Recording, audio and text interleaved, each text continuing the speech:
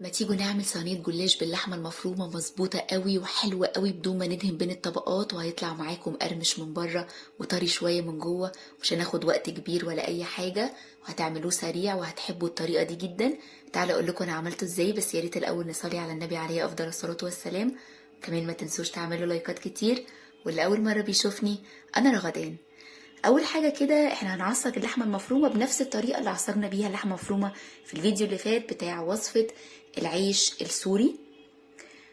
اول حاجه كده في طاسه على النار حطيت معلقتين زيت، وهحط اللحمه المفرومه، هحط عليها بقى التوابل، ملح وسبع بهارات وبهارات لحمه، كزبره ناشفه، وهحط فلفل اسود. بس كده، وهقلب كل ده مع بعض وخمس دقايق على النار بس تبتدي تدخل في السوا. هحط بصلايه كبيره متقطعه صغير، معلقه صغيره من الثوم المفروم، ولما خلاص تستوي وهبقى قبل ما اطفي عليها بدقيقه هحط فلفل الوان، وهحط كمان سويت شيلي صوص، وهحط زيتون. طبعا تقدروا تستغنوا عن اي حاجه مش عندكم. كده اللحمه المفرومه جاهزه اللي هنعمل بيها او هنحشي بيها الجلاش. لفت بقى جلاش كده هستخدم ورقتين ورقتين بدون دهن ولا اي حاجه زي ما قلت لكم. ونحط بقى اللحمه المفرومه، وحطيت عليها كده رشه جبنه موتزاريلا، ممكن ما تحطوش الجبنه لو مش عايزين، او ممكن تحطوا اي نوع جبنه انتوا بتحبوه، مش لازم خالص تكون جبنه بتمط اصلا. اللحمه المفرومه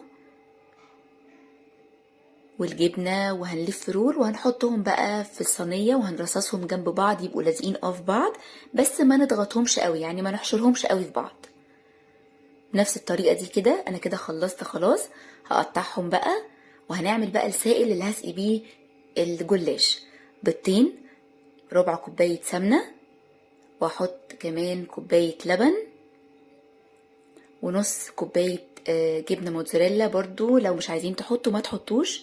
فلفل اسود وملح، ملح بسيط ما تكتروش عشان في جبنه واللحمه مفرومه فيها ملح. واحط كمان نص معلقه صغيره من البيكنج باودر، وهقلب بقى كل ده وهسقي بيه الجلاش. وحطيت كده رشه جبنه موتزاريلا فوق الوش، وخلاص هي كده جاهزه ان هي تدخل الفرن. دخلتها الفرن على الرف اللي تحت، وكنت مشغله الفرن قبليها، الفرن يبقى سخن على درجه حراره 200، الرف اللي تحت خالص، لغايه ما الجنيه بتبتدي تاخد لون ذهبي كده فاتح. هحطها بقى في الرف اللي في الوسط، وهفتح او هولع الشوايه لغايه ما تاخد اللون الذهبي الخطير ده. وهي خلاص كده كانت جاهزه. رشيت عليها رشه بس بقدونس مجفف، بصوا لونها خطير ازاي، زي ما قلت لكم كده مقرمشه من بره واخده لون حلو من تحت ومن فوق، وطريه شويه من جوه. طريقتها سهله ما بتاخدش وقت، وكمان مش هنستخدم اصلا فيها سمنه كتير عشان مش هندهن بين الطبقات، وهتطلع حلوه جدا. هي بصوا خطيره، اكيد شكلها باين. اتمنى تجربوها بالهنا والشفا مقدما على اللي هيجربها. وبكده يكون الفيديو خلص، يا رب يكون عجبكم. لو عجبكم بقى ما تنسوش تعملوا لايكات كتير وشير الفيديو. بحبكم قوي وهتوحشوني قوي. باي باي.